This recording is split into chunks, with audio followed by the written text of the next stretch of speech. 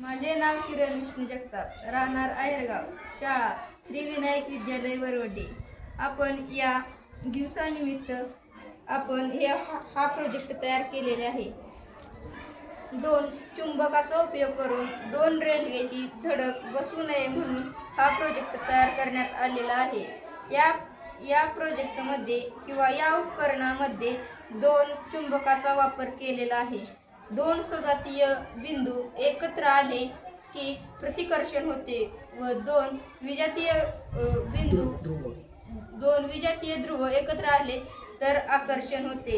एक सजातीय ध्रुव आणि एक विजातीय ध्रुव आपण जर जवळ केल्यास तर ते चिटकतात व 2 विजातीय ध्रुव जवळ आले की ते प्रतिकर्षण करतात.